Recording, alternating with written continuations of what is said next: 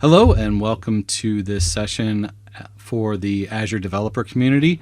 I want to thank them for having me speak on modern authentication and why passwords are no longer a priority. My name's Dwayne Natwick. I am a Senior Product Manager at CloudReach. I'm also an Azure MVP, a Microsoft Certified Trainer with multiple years of experience as well as multiple certifications. I enjoy public speaking, creating curriculum, training, as well as writing in my blog and sharing on social media. And you feel free to follow me on any of the links provided on this slide.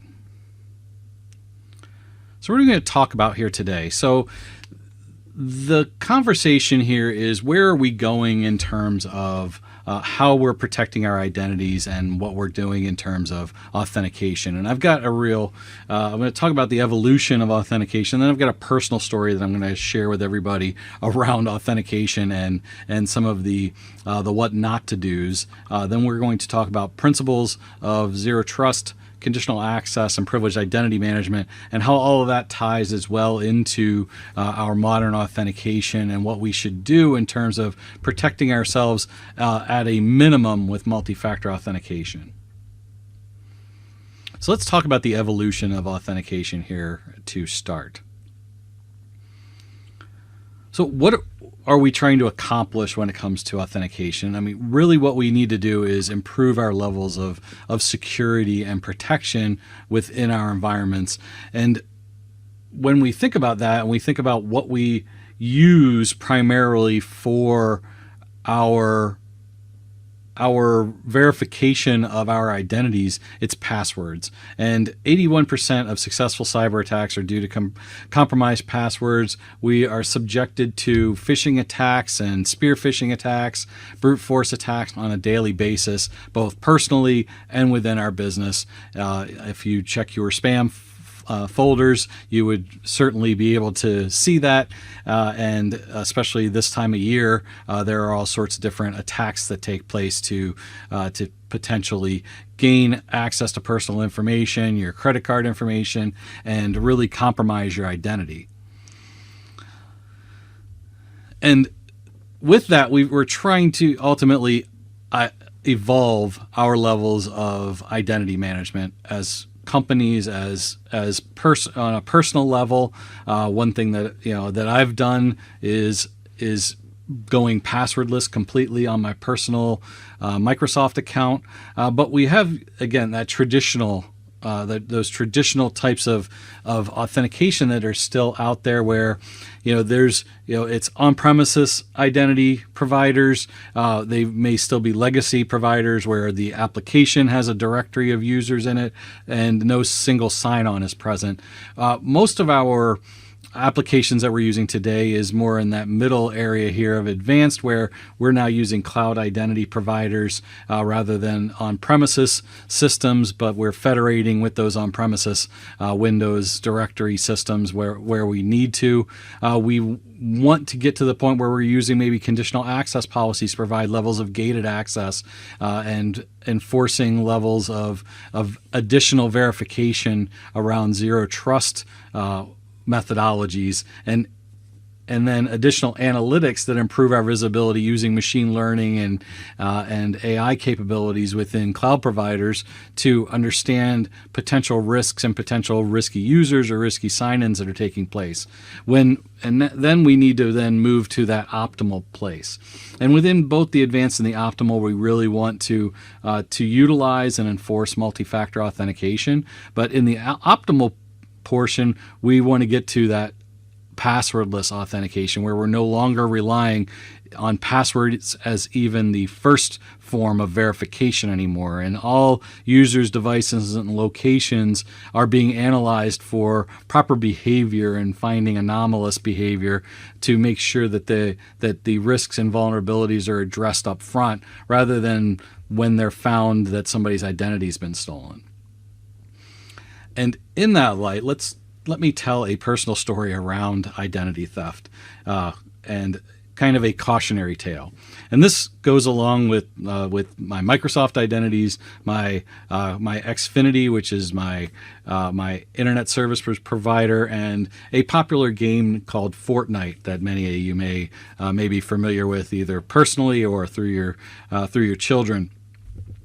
My son is a big player of Fortnite and has many of these skins and weapons that you purchase in the Fortnite virtual world, and one day I'm sitting at home, working from home at my computer, and I start getting emails from Xfinity that my password has been changed on my son's account.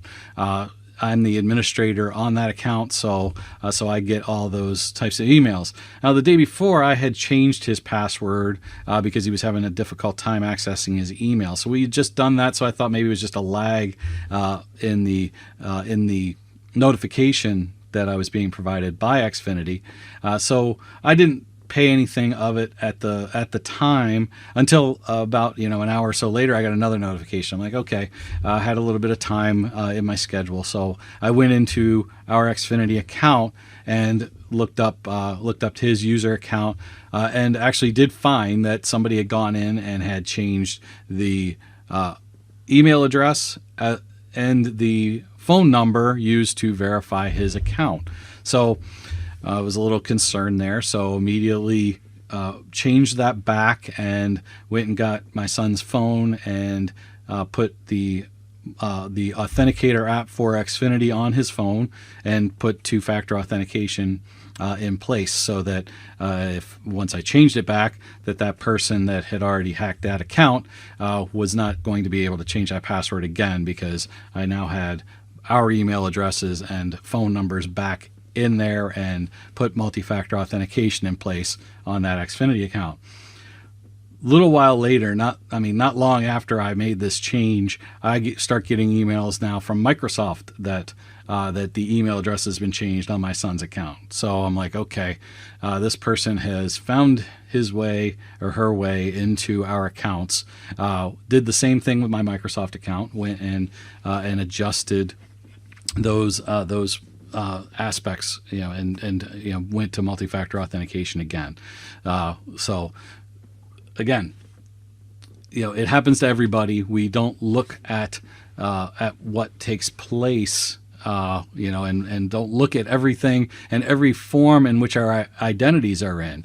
I didn't realize that just from somebody trying to hack into Fortnite, that they're also able to hack into both my ISP and my son's Microsoft account just from getting into Fortnite. He got into Fortnite and actually changed my son's username, and my son was able, my son got home from school that day. I said, I told him about the Xfinity and the Microsoft account, and then he went into Fortnite and realized he can't get into that, and that his username had been changed completely. And to do that, unfortunately, we had to actually go in and contact Epic Games, prove to them that we had made a purchase on that account, to prove that we were the people that own that account and not the person that changed the name of the account. And by the next morning, we had our account back. I immediately, once I got that notification, went in and just used a random password generator to create the password for the Fortnite account, because unfortunately at the time Fortnite did not have multi-factor authentication, but now it's all tied in and it's all taken care of. We got everything back. But again, this is what we're up against on a daily basis at a personal level. And think about attackers that are trying to gain, this is just Fortnite virtual stuff, which with V-Bucks was a few $100 US in accumulated stuff that he had gotten. So for him it was a big hit and a big theft to him. But we take for granted how vulnerable passwords are, is really what I want to point out there. So what we need to do is we need to make sure we're looking at and we're following principles of zero trust. And what principles of zero trust really are is that we are not going to trust that anybody is who they say they are, and we're going to make sure that they verify their identities and verify who they are, verify what networks they're trying to access, what compute resources they're trying to gain access to across our infrastructure, what devices they have access to, and we want to make sure that we are utilizing levels of intelligence to protect ourselves against threats. And that zero trust model, very similarly to a conditional access policy, shows you that we're going to look at all of our devices, our user, our location, where we're at, what our potential risks are, and based on all of that information that we're taking into account, we're going to allow access, we're going to block access, or we may ask them to change their password or re-verify who they are with multi-factor authentication before we give access to those resources. And this is the zero trust model, and within Microsoft we have conditional access policies which do all of those things, where uses things like machine learning and AI capabilities, all those policies that we put in place, and how from where those identities come from, whether they're Microsoft identities, maybe Google identities, hybrid Windows directory identities, what devices they are, Android, iOS, Windows devices, and what location everybody is and what browsers or apps they're trying to access, goes through this whole wheel of what, if this condition is met, we're going to do this, and that might be limiting access, or it might be limiting access, might be blocking access, and it's going to all depend on the back end what applications they're trying to address. If it's something that isn't something that's going to carry sensitive information or cause potential risk to our organization, we might allow, if it's a medium risk, allow that user to go through and access that account. But if they're at a high risk level, we're going to constantly want to verify and make sure that they are who they say they are. And that's really what principle of zero trust is. We're verifying nothing. We're making sure everybody is who they say they are. And then we can use these risk events and within Azure Active Directory identity protection to identify, hey, is there any anomalies that are taking place based on typical user activity as we go through and create these conditional access policies and enforce things like multi-factor authentication. And we have multiple types of risk events.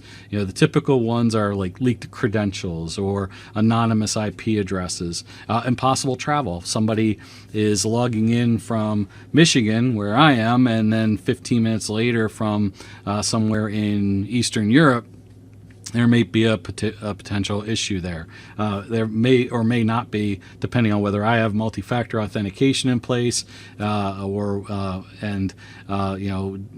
trigger what level of risk I'm going to be seen at, or maybe that's an application or something that some sort of ping within the application I'm accessing may be in that region, but we want to get alerted on that, and we want to be able to investigate what's taking place there, and then determine the levels of conditions that we're going to put into place based on what risk level that user is at. And you can see here on this slide, we can apply then based on the traffic analysis and what's taking place.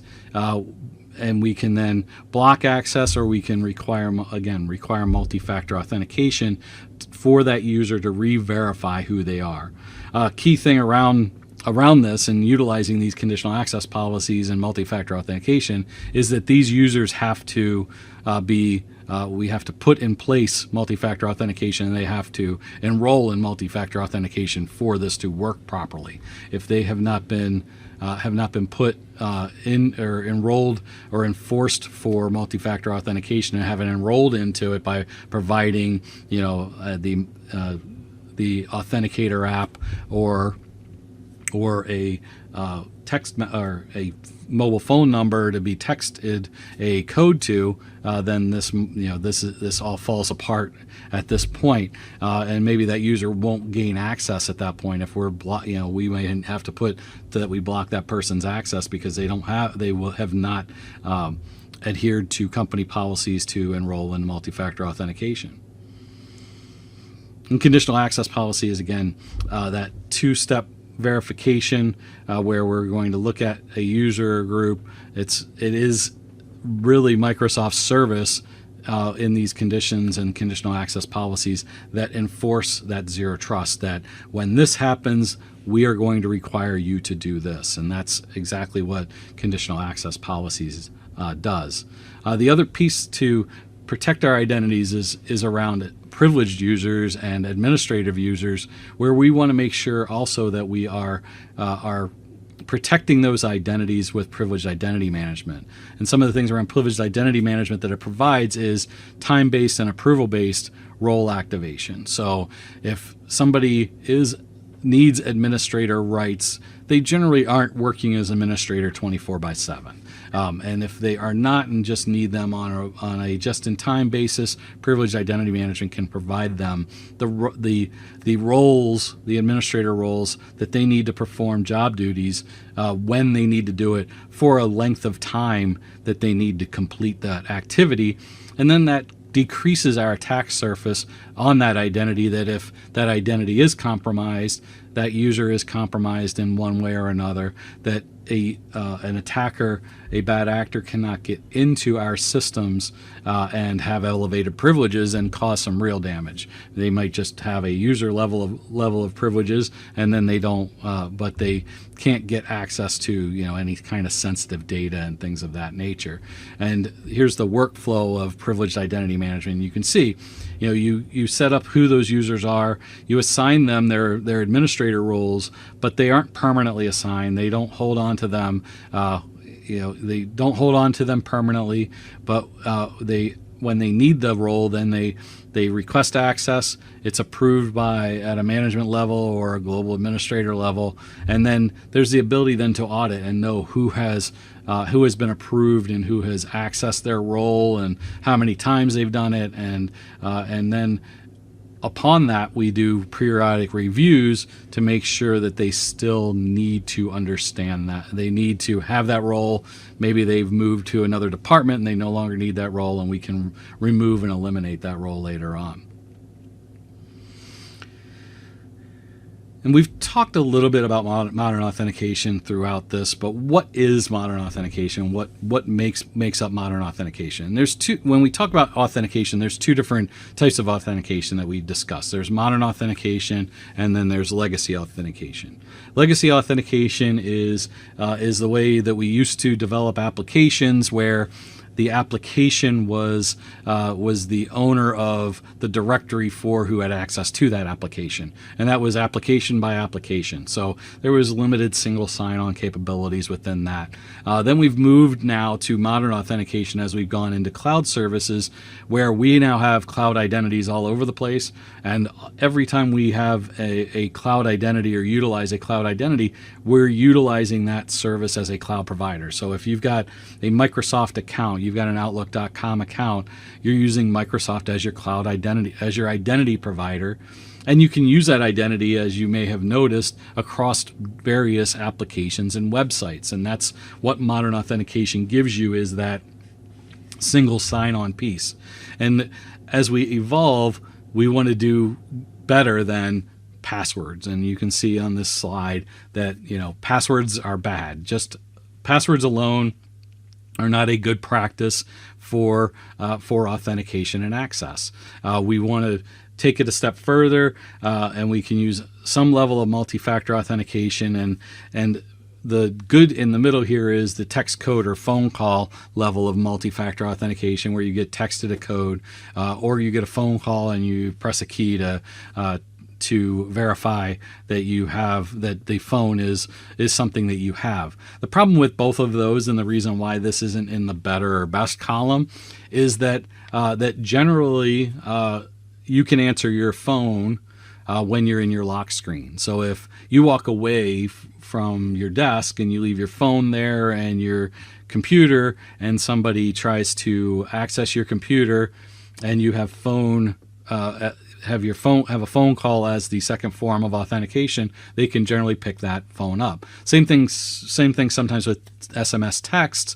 The code might show up in the lock screen. It might be there and present itself, whether the phone is locked or unlocked. There have been some things, some capabilities around lock screens with many of the smartphones that have taken that functionality away, but that's a possible security breach that you have, or vulnerability that you have using SMS or phone call.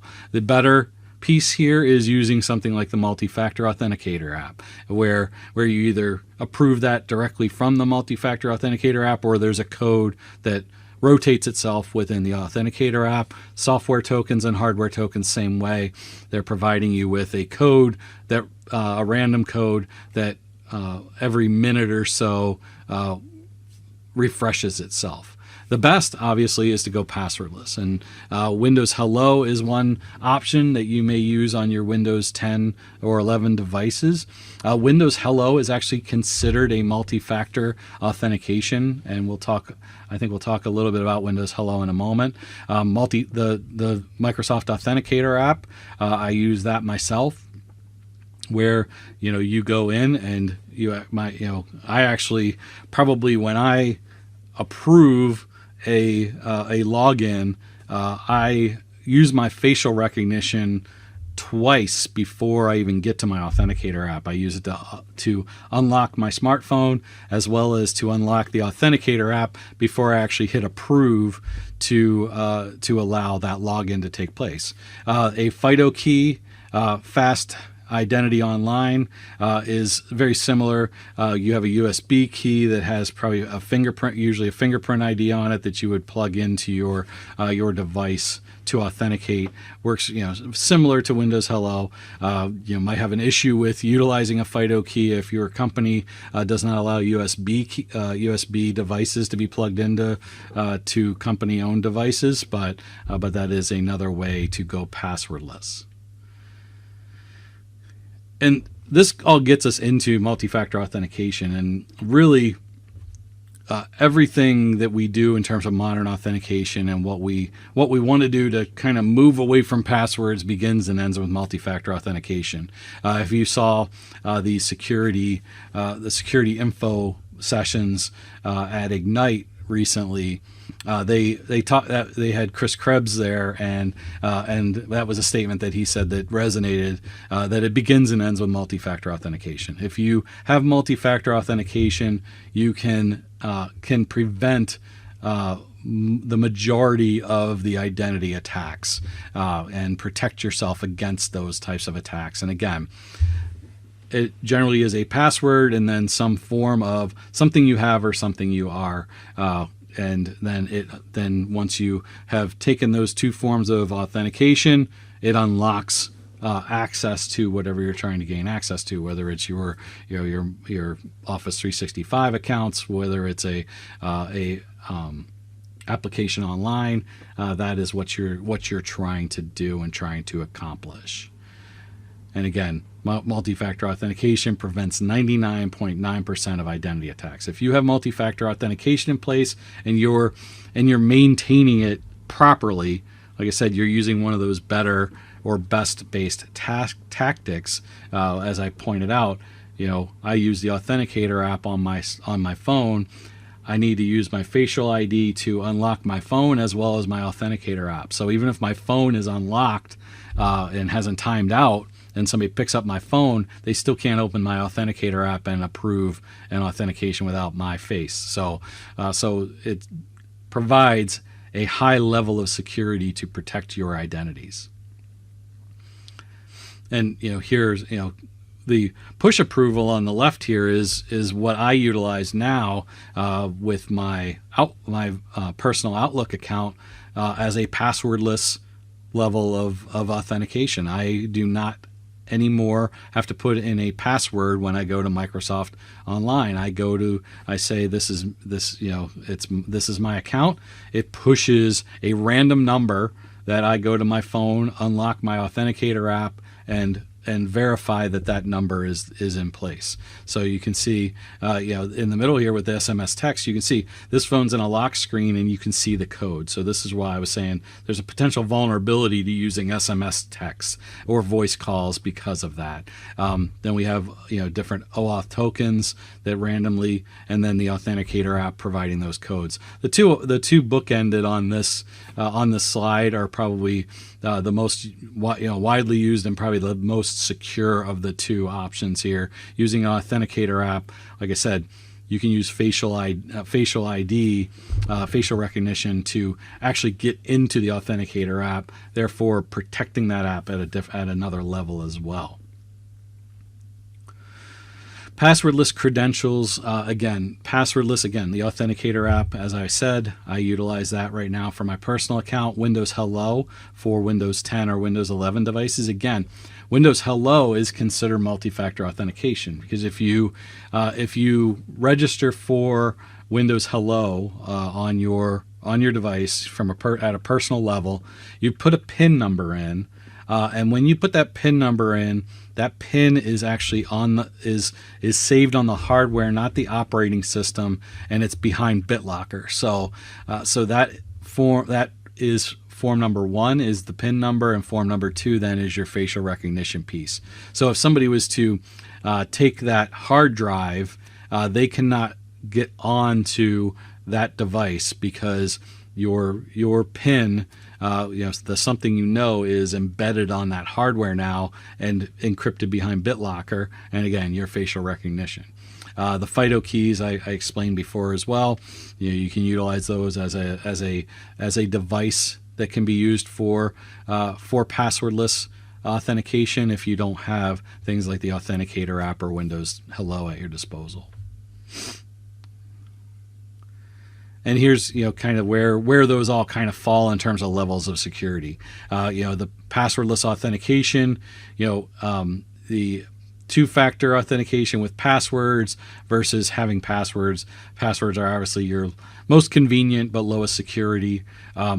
Two-factor authentication, there's a feeling that it is inconvenient. I know when I talk to my wife, she feels it's very inconvenient to do multi-factor authentication, mainly because her company doesn't implement it in a very user-friendly manner from what I've seen. Obviously that's where we see that, and then passwordless becomes very convenient, right? Because you are essentially using really one factor. You're getting rid of passwords completely, but you're using a highly secure factor of, like I said, using that Authenticator app that is protected by a PIN number or facial recognition to get into that before you can then approve the random number that presents itself on screen. And that brings me back around to my cautionary tale and how I myself help to protect my son's Fortnite account. Again, I put multi-factor authentication in place. I had to do it multiple times because of my internet service provider that carries his email as well as his Microsoft account. That protected us on Fortnite. It protected us on Minecraft and other accounts that use Microsoft accounts as well. And again, best practice is if you need to have a password, like Fortnite requires a password, to just have a randomly generated password that is extremely long and complex. Something else that I've seen around passwords that have been mentioned lately, I've seen that's a good best practice is if you put a comma somewhere within your password, if somebody does harvest your passwords, it's going to mess up their CSV file that they're dumping those passwords into. So that was a good little tip that everybody that was given is just put a comma in there, and then that's going to be seen as two CSV fields when they dump that, and just throw the whole CSV off. and really they technically aren't going to get your password, so it protects you a little bit more there. So those are some things to think about when we think about passwords. And one thing before I end here is I wanted to show, I did talk about I talked about conditional access policies. I wanted to show one really nice trick around conditional access policies within here. Is if I go to Azure AD conditional access, we have our conditional access policies, and you can see I have some report only conditional access policies in here. Some North Pole operations. I was doing a Christmas themed talk. So I put a conditional access policy for North Pole operations. I've got trusted locations, allowing access to Office 365, denying Android devices. And there's this really nice feature within conditional access policies of what if. So we can put these in place. We don't want to accidentally lock somebody out. So when we create a conditional access policy, we might have somebody within like our C level or something that may not have multi-factor authentication implemented yet. They may not have put their proper credentials in that are needed for multi-factor authentication for us to enforce multi-factor authentication on that user. So that might lock that user out. So good practices to put these on report only. And then when you put them on report only, we can now test to see how certain users are affected by using this what if function. So if I go to what if, and I can look at a user or workload identities actually new just recently. If I go here though and I want to select a particular user, and if I select a user, I'm going to go in here. We'll select Chris Kringle. We'll have fun here, a little Christmas aspect here. We've got Chris Kringle selected. Let's say a particular application. We want to select an application here. I'll say Office 365. And so we have Chris Kringle. We have an application, and we're not going to select anything else right now. We're just going to then choose what if. And after a moment, down at the bottom here, it's going to show what policies apply to this user and to that application. And you can see access from a trusted location. So if they're in a trusted location, we'll know what happens. If that person's on an Android device, it's going to block access. If I go up here and go to the device platform here, and I just say Windows, I change that to Windows, but leave everything else the same, and choose what if again, that policy for blocking an Android device goes away because we've identified what that is. If I go here and I change my user, and we'll change to Buddy Elf here. You can see I used kind of some elf characters with this, and let's see, we'll change this to any device, and we'll go to what if here. And you can see North Pole operations came up with that. So I created a operations account for the North Pole and put some elf names in there. So to show that this is now a policy. Actually, no policies apply to Buddy Elf. Sorry. Let me see. This is sorry. Those are all unpolicies. Where's my operations elf? There's my operations elf. And let me just put any cloud application and do what if here. And there we go.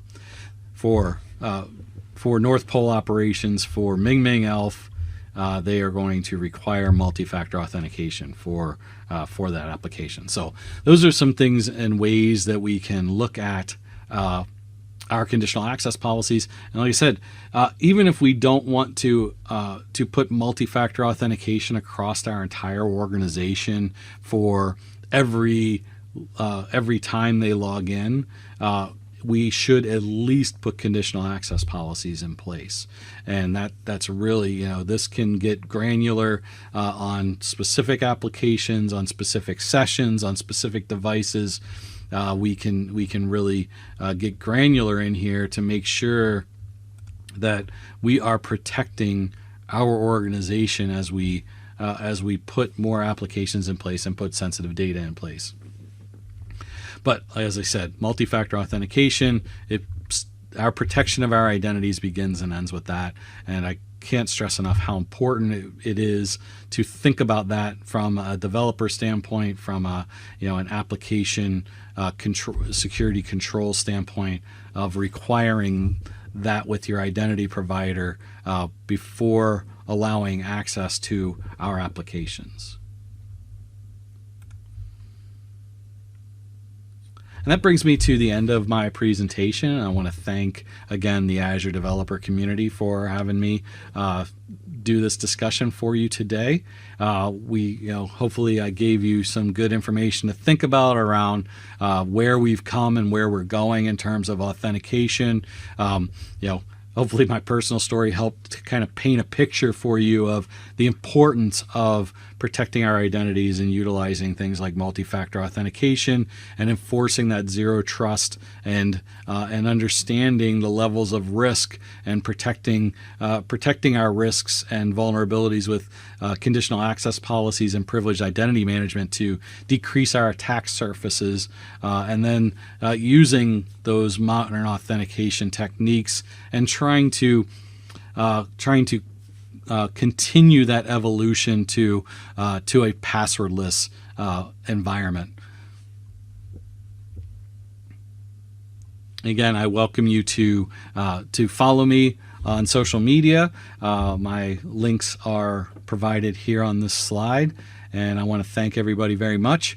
Unfortunately, due to time zone restrictions, I wasn't able to present this to you live, but feel free, if you do have any questions, to direct message me on either LinkedIn or Twitter, and I will be happy to answer any questions that you may have regarding this presentation as well. So thank you very much, and everybody have a great day.